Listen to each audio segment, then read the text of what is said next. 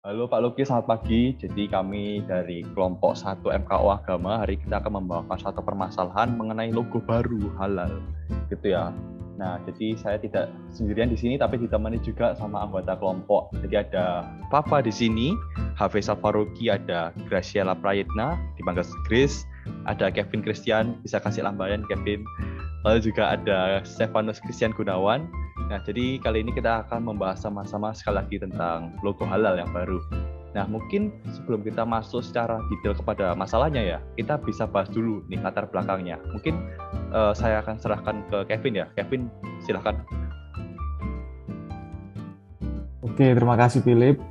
Jadi peristiwa ini tuh dilatar belakangi sama perpindahan wewenang sertifikasi yang pada awalnya dipegang oleh MUI atau Majelis Ulama Indonesia yang berpindah ke BPJPH atau Badan Penyelenggara Jaminan Produk Halal dari Kemenak atau Kementerian Agama.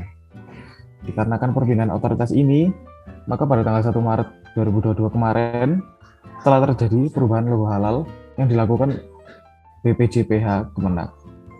Namun hal ini menuai banyak pro dan kontra dari masyarakat Indonesia karena dinilai bahwa logo halal ini terlalu norak ya dan terlalu Jawa. Karena bentuk dari logo tersebut mirip dengan gunungan wayang yang berasal dari Jawa. Dan warnanya yang berwarna ungu ini dinilai tidak cocok dengan logo halal dan ketidakadaannya kaligrafi Arab halal di logo baru ini. Dan orang-orang muslim di Indonesia itu bukan cuma orang Jawa aja. Jadi ini juga jadi permasalahan karena tidak ada kesetaraan budaya di permasalahan ini. Mungkin itu sedikit latar belakang dari saya. Saya kembalikan lagi kepada Philip. Oke, terima kasih ya Kevin. Jadi mungkin sedikit meringkas saja dari yang Kevin bilang. Jadi karena ada perpindahan gitu ya, perpindahan otoritas. Nah, ada perpindahan juga, ada pergantian logo, dan logo ini menuai pro dan kontra ya, seperti yang dibilang oleh Kevin. Dan mungkin untuk permasalahannya ini seperti apa akan dijelaskan oleh Stefanus. Stefanus, silakan.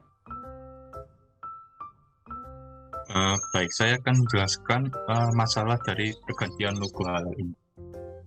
Jadi pergantian logo halal ini telah dikabari, telah diberitahu dari Kementerian Agama gitu, yang dimana permasalahan ini menuai banyak kritik politik dari pihak masyarakat juga.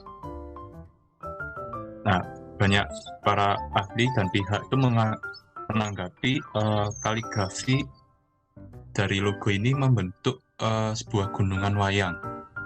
Bahkan ahli kaligrafi juga yang bernama Kodri Bagus ini menyebut gaya kaligrafi pada label halal yang dikeluarkan Kementerian Agama ini terkesan kalimat yang terbaca adalah kata haram, bukan halal. Itu. Lalu Kodri juga menjelaskan bahwa bentuk logo halal ini termasuk ke dalam kategori cut kufi yang biasanya digunakan. Dia menyinggung juga bahwa pada huruf H-nya ada tambahan garis lurus menjulang ke bawah yang tidak sesuai dengan gaya cut kufi.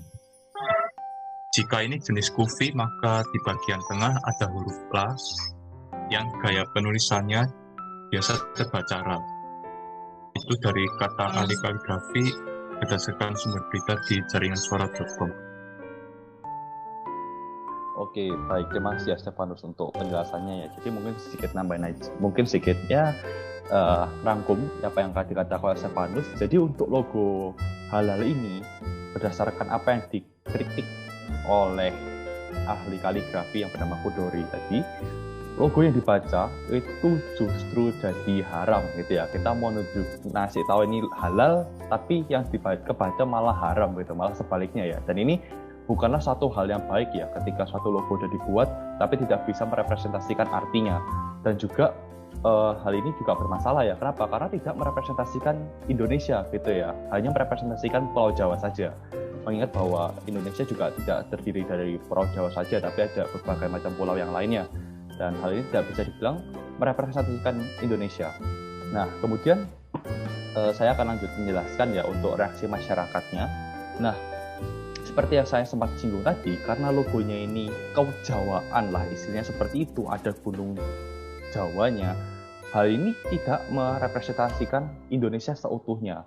Dan apabila juga kita baca logo halal yang sebelumnya dan logo-logo halal di ASEAN yang memiliki semacam huruf Arabnya gitu ya, orang-orang pasti akan kebingungan gitu ya, terutama dalam memberi produk gitu ya. Orang tidak akan tahu gitu sepenuhnya apakah benar-benar produk ini halal apa enggak, terutama orang-orang di luar Jawa. Itu kurang lebih seperti itu sih untuk reaksi masyarakat terhadap logo baru ini. Mereka tidak bisa terlalu mengerti bahwa ini adalah logo halal. Nah, mungkin untuk selanjutnya akan dijelaskan oleh Papa. Silakan, Pak. Melanjutkan dari Philip ya, dan juga saya ingin melanjutkan dari Stefanus. Logo halal ini, menurut dari sumber yang disampaikan Stefanus, penulisannya itu tidak mengikuti khat kufi, sehingga penulisan huruf lam alifnya itu bisa terbaca sebagai lo. Dan ini adalah suatu isu yang sangat penting, karena ambil contoh untuk masyarakat luar negeri, misalnya ada turis muslim yang mengunjungi Indonesia.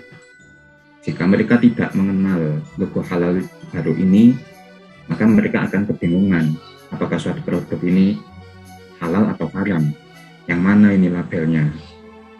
Samping itu, dengan adanya dengan adanya update dari aturan label halal ini, maka tiap pelaku usaha tentunya harus mengeluarkan biaya untuk melakukan perubahan pada produk-produk mereka yang bisa memakan operasional mereka. Lalu menurut kelompok kami ada beberapa solusi, dan mengutip dari seorang Ustadz Hadi Hidayat, dalam penilaiannya ini label halal ini ada beberapa poin yang perlu diingat-ingat. Yang pertama, halal. Halal itu adalah suatu hukum dalam Islam yang menyatakan bahwa sesuatu hal itu boleh dilakukan, boleh dikonsumsi, dan lawannya adalah haram, tidak boleh.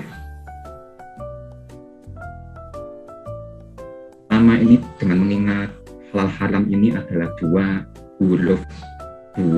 ketentuan yang berbeda, maka penting bagi logo desainnya ini harus berbeda dan mudah dibaca, mudah dikenali. Lalu yang kedua, mengenai desainnya yang terlalu Jawa, mungkin penting juga untuk memahami masyarakat non-Jawa sehingga mereka tidak merasa terasingkan dengan desain yang baru ini. Mungkin untuk solusinya itu dulu, dan detailnya akan saya kembalikan ke saudara Philip. Oke, jadi tadi yang sebutin Fafa itu berdasar kata Ustadz ya, ada beberapa standar-standar yang harus dimiliki gitu ya dalam pembuatan suatu logo, terutama logo yang dia itu berkaitan sama agama. Nah, oleh karena dasar tersebut, kami bisa membuat suatu solusi. Nah, berikut ini akan dijelaskan oleh Graciela Praetna. Silakan Grace untuk menjelaskan solusinya.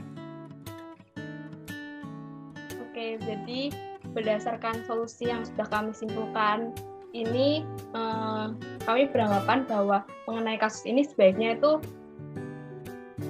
mengganti logo dengan yang lebih menunjukkan kekhasan Indonesia gitu ya. Dan proses pembuatan logo ini sebaiknya itu melibatkan orang-orang yang sangat cukup berkompetitif dan berkepentingan dan bisa bertanggung jawab supaya menciptakan sebuah logo yang baru ini yang bisa diterima oleh khalayak atau kalangan masyarakat yang ada, sehingga setiap para usaha yang ada dan para industri yang ada itu bisa menggunakan logo halal ini sesuai dengan ketentuan yang sudah berlaku, dan pastinya nggak ada yang namanya keberatan lagi dan nggak ada menimbulkan yang namanya pro dan kontra lagi. Seperti itu. Sekian presentasi dari kami. Jika ada kesalahan kata, kami mohon maaf. Terima kasih. Terima kasih.